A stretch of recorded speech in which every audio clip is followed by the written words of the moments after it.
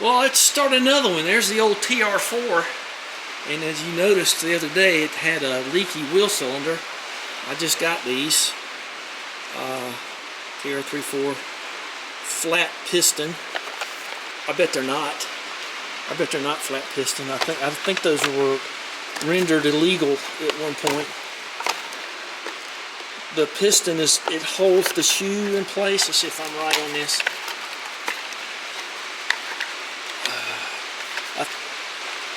You know, the largest, I bet you anything there's a slot in that piston. Yep, there's a slot in that piston.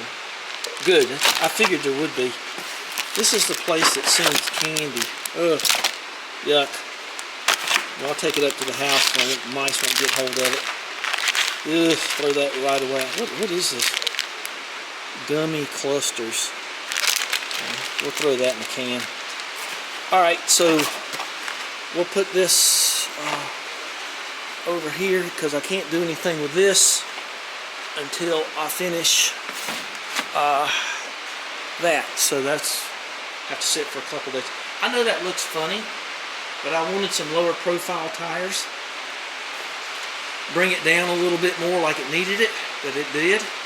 Handles like a dream. Rear sway bar and all that stuff, front sway bar. That thing handles great. Don't handle as good as the Spitfire, but it's pretty doggone close. So anyway, let's I guess we just have to wait. So gotta finish this thing. Dang, it got cold. Well, I got my fluid sucker out here, and you just you see it's got the fluid in there, and you turn this on. And you see it bubble and sucking fluid there. I forgot to record it, so I'm not gonna do it again. But I put all fresh fluid in here. I sucked it all out, cleaned up the bottom, and so all that's new. So that's a good thing to do once every 2 or 3 years. So since I'm getting ready to put rear wheel cylinders in, what I do is I get a piece of plastic, and let's find a safe place for CAMBOT here. That carburetor, that thing's determined to do something else. Let's close that. Okay, we'll close the scuttle vent. We'll put this thing on. I'll show you what I mean. I'm going to try to keep the fluid from draining too quickly to begin with, so you can put like a piece of saran wrap or something over, and then tighten that down on there, and that'll close up this valve or not allow it to breathe, and the fluid won't just come shooting on out of there. See? So okay, so we're gonna let this down, and that's the coolest thing. It's got all your tuning information for your Austin Healey or whatever. So anyway, let's lower the bonnet, and we're gonna take her up, and I gotta get her to seat height so I can get under there and set the jack. First of all, you got to do the knockoffs now. You may not have knockoffs, but if you got knockoffs, you got to get one of them wooden things right here. And I had to fix mine up, but that's okay. So this is a real easy job, but I got to get this off the lift because I got to get my BMW in here so I can put that gas O-ring in it. Set off a check engine light today because it's lost its evaporative capacity back there. So, alright, so just let this down. So, I had somebody ask me one time, how come the release lever is on this side of the car? You know, when the driver's over there. I said, well, it's designed for the driver to be on this side. That's why. So anyway, yeah, this is North American market, they call it. Okay, I got my chair marked there, so let's turn this on and see if she'll go up. I don't like standing around those hydraulic hoses.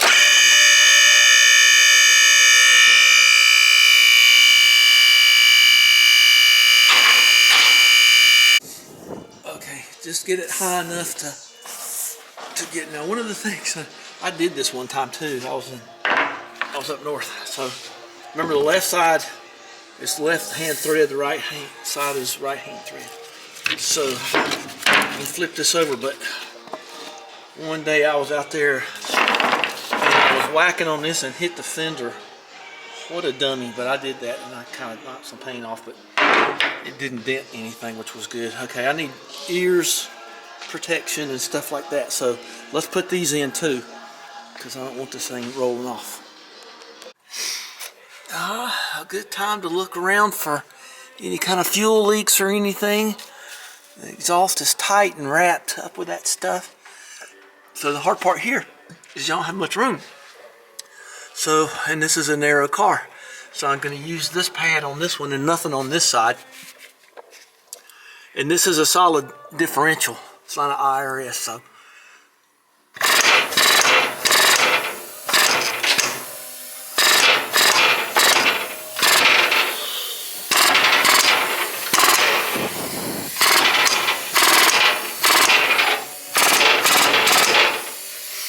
Everything okay? I'm not crushing anything. Okay. Okay, we're off the ground here. Alright. And I don't need any more air tools. I'm doing the baby stepping. I'm not a slacker. Okay. So this is all very simple.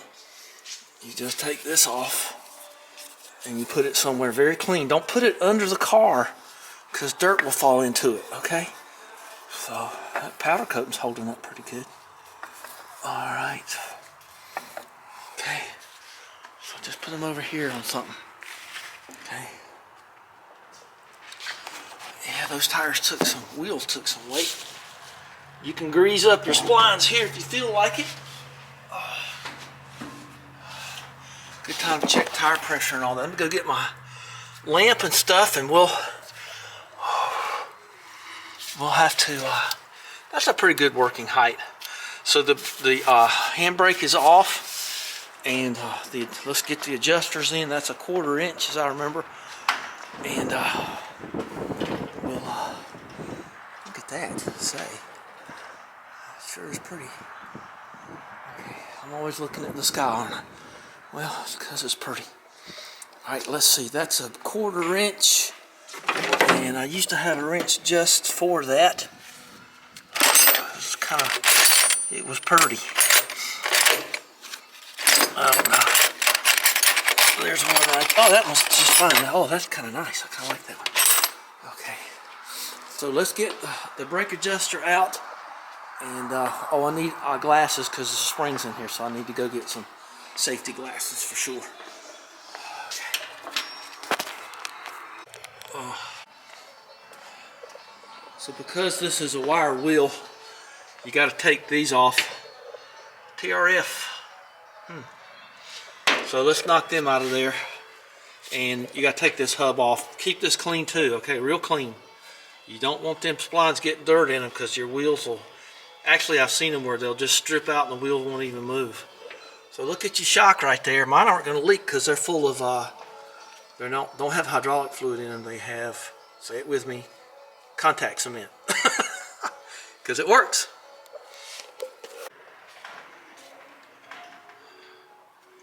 So these are very special nuts. See how they're kind of oblonged on both sides? They're domed on both sides. Take this off and put it away from the dirt. And then you got these little screws right here. And I'll get them off and then we'll get to the drum.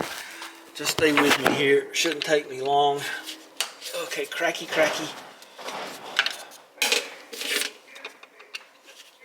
Okay.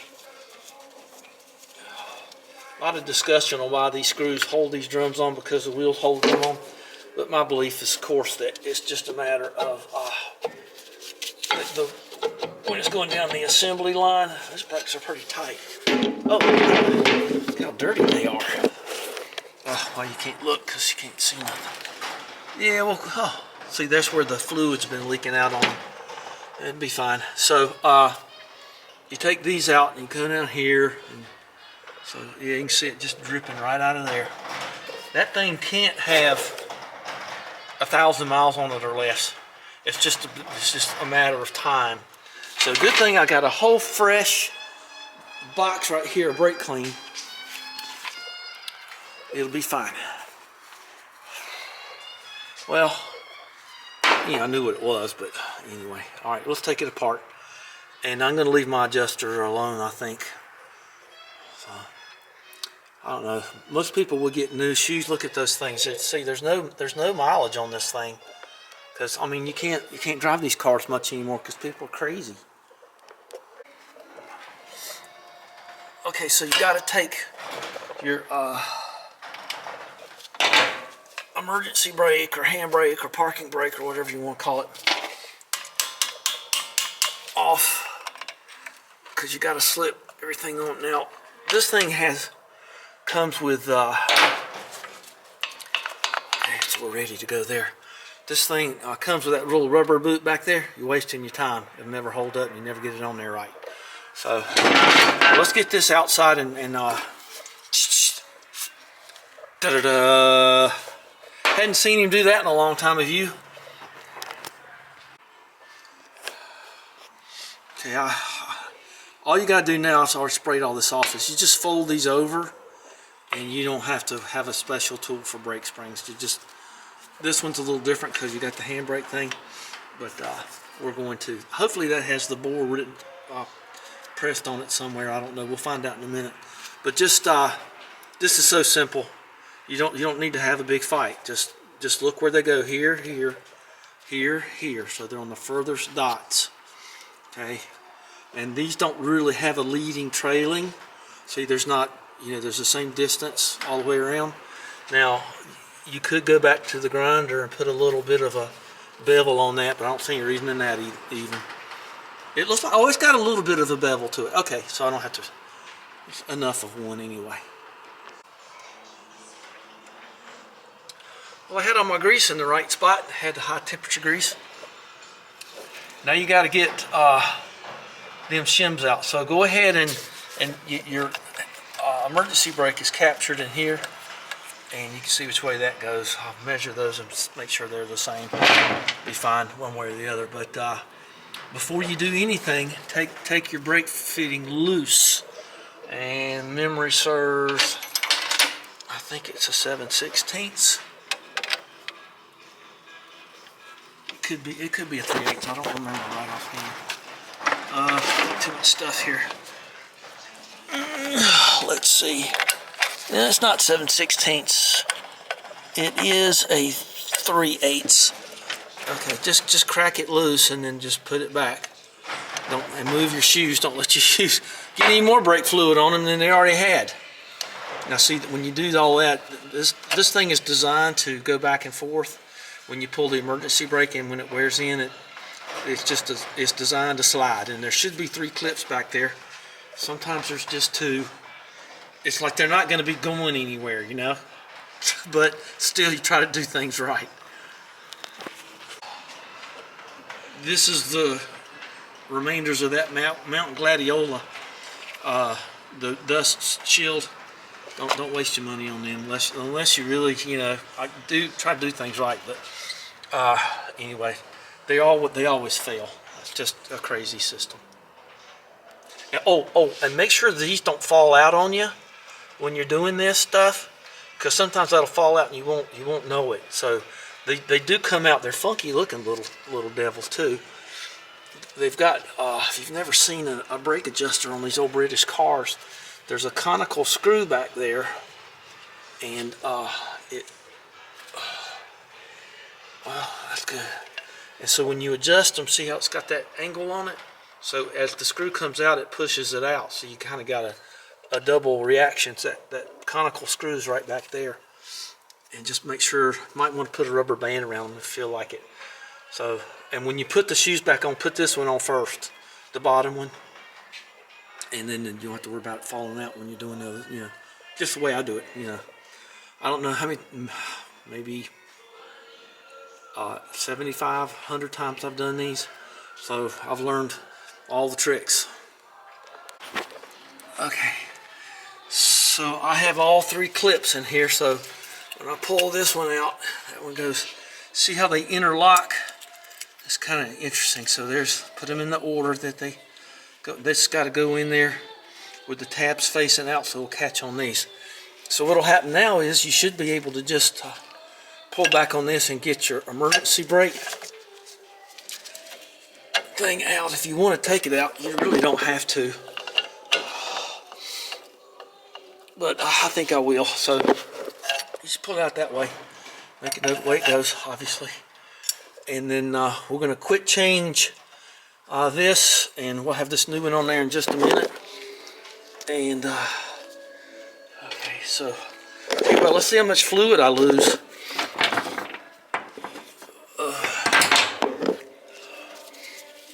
Okay, stick with me here. Well, and then we'll probably just gravity bleed this sucker. That thing's in there in an unhappy fashion. Watch. Come on.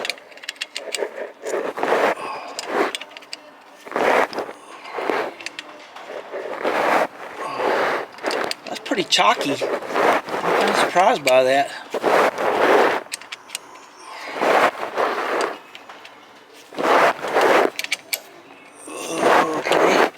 It's fighting me every turn. Hopefully it won't do that when I go back in. Oh, this is terrible. You can't even see it dripping there. It's at every turn. Oh. Now you notice it's not dripping a whole lot because I put that piece of plastic up there. So this will buy you plenty of time to get this one out and get the new one in. See what we got here. Take the pressure off the bend of the pipe here. Okay, well, she really is just not wanting to cooperate here. I think, yeah, there we go. Okay, so there it is. There's the old one. See, it's not even dripping. See, just a little tiny bit. Plenty of time. I don't mind a couple of them drops coming out because it's not coming out fast enough to do any damage. So I gotta get a new battery. Okay, let's get this one on. So here we are. I got all the clips back in there, and now we can tighten things up. I didn't forget to put my thing, make sure it slides like it ought to. Okay, all right. Let's get her back together. So if you're going to gravity bleed, you got to take that piece of plastic off your master cylinder. Don't drip any paint on your brake fluid, or reverse that.